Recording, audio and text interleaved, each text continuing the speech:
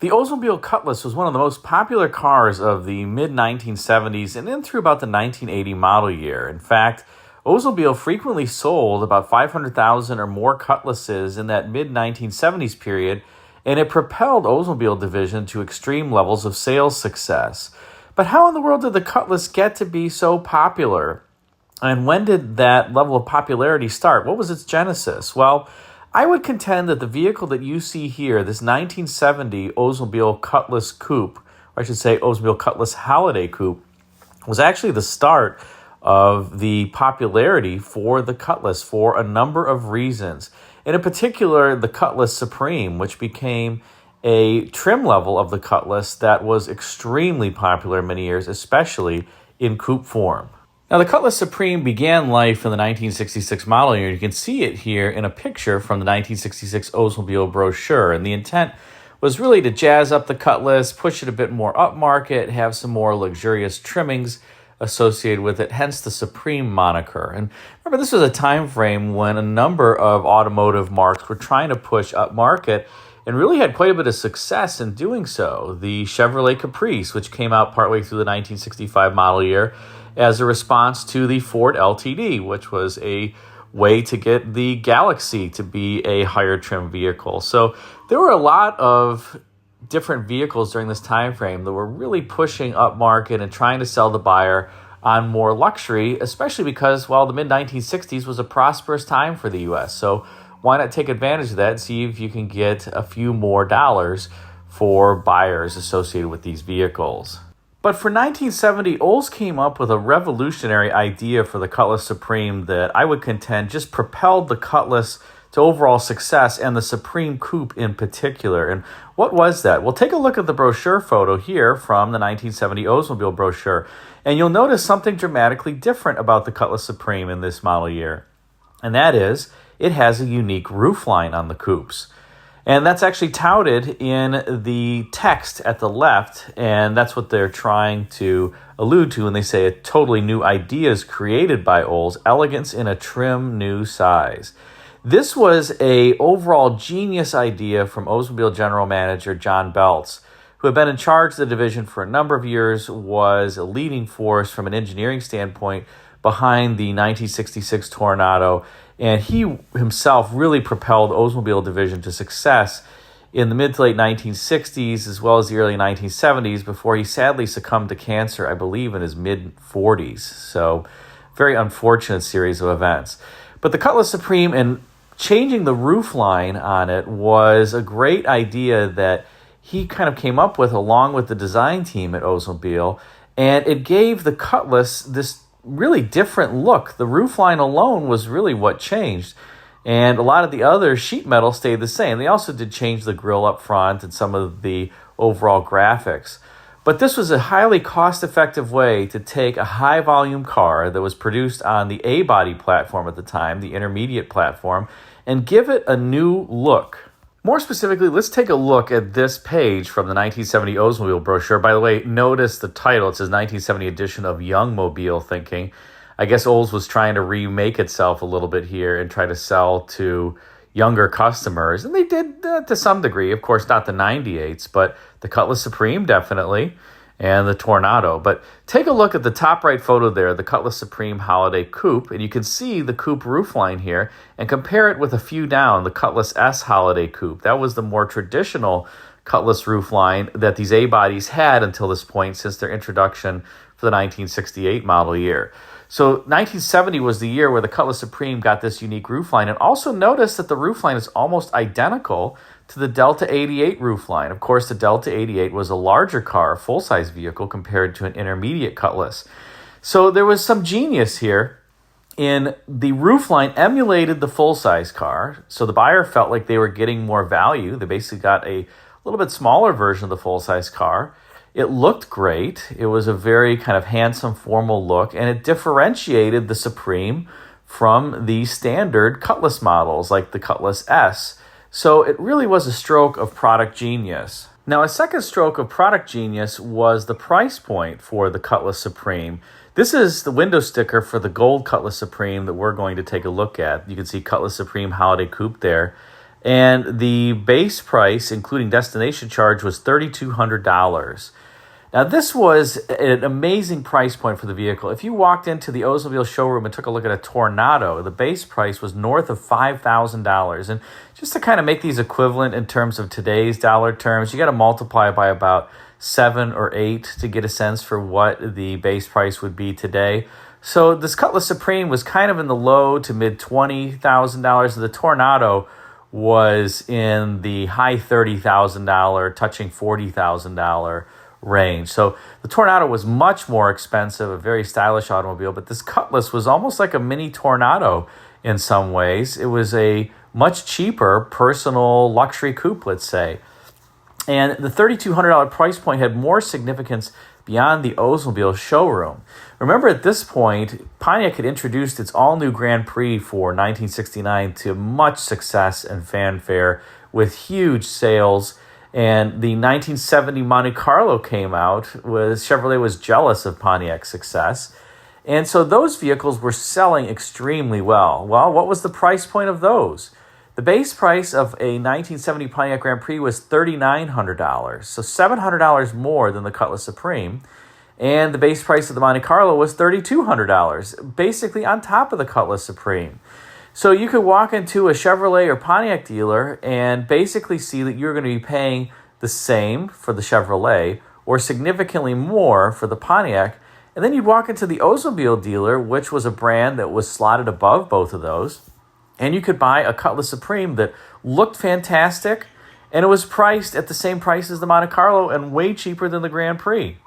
So a lot of people just went and bought the Cutlass instead because they got an Oldsmobile that looked fantastic, that had great equipment, that was luxuriously equipped, and it was much cheaper than either of the other two vehicles. What's not to like?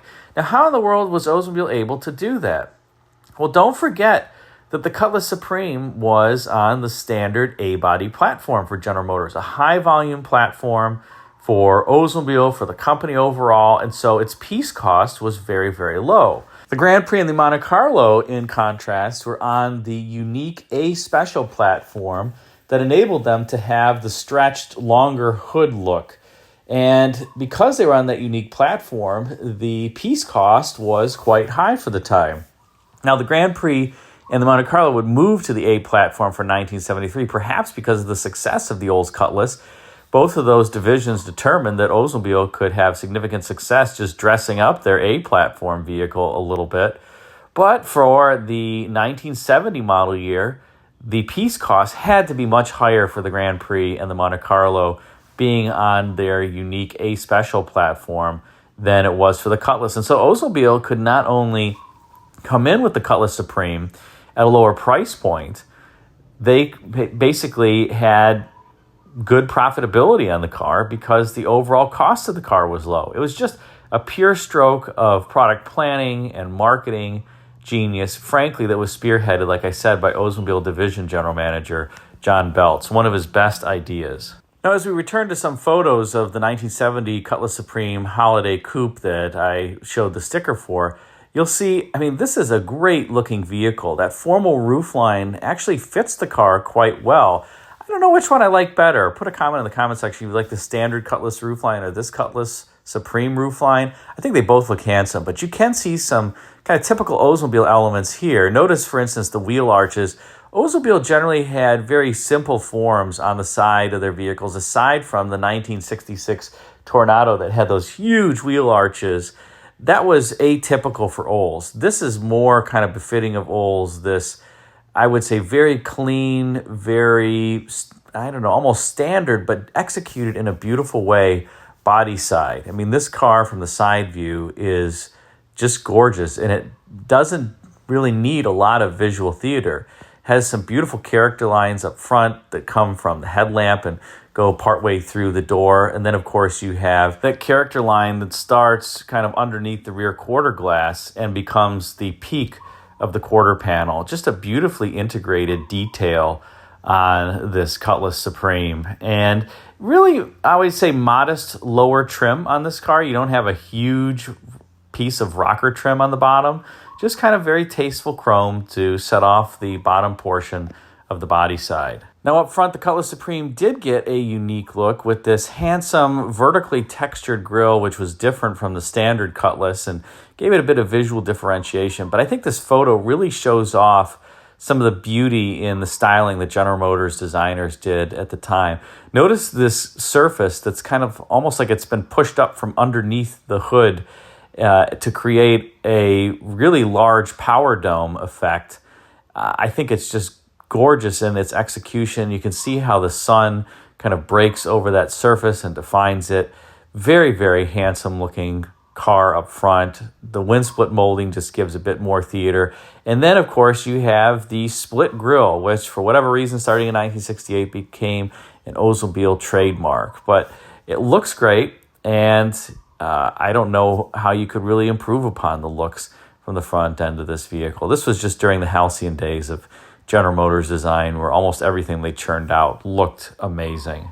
If I have one criticism of the styling on this car, perhaps it's this dead-on rear view that I don't think is nearly as elegant as the Cutlass Fastback Coupe that's in the inset, which is just an absolutely gorgeous design. This isn't bad looking, but you can see the quarter panels have that significant peak based on the character line that started under the rear quarter glass. And you have these, I'll call them block elongated tail lamps, very typical of Oldsmobile. Oldsmobile had graphics that were, I don't know, almost pedestrian or functional in nature, I guess you could call it. These big kind of blocky tail lamps. They were rarely done on Oldsmobiles in a muted form. It was almost like, here's your tail light. And somebody with a very masculine voice would say that. Kind of a typical Oldsmobile trademark of the time, especially out back. And now let's turn inside to see what you got when you ordered the Cutlass Supreme. You had a very handsome interior with some of this kind of button tufted look on the top of the seats. By this point, the loose cushion look hadn't yet come to Oldsmobile. That would start with the 72 Oldsmobile 98 Regency.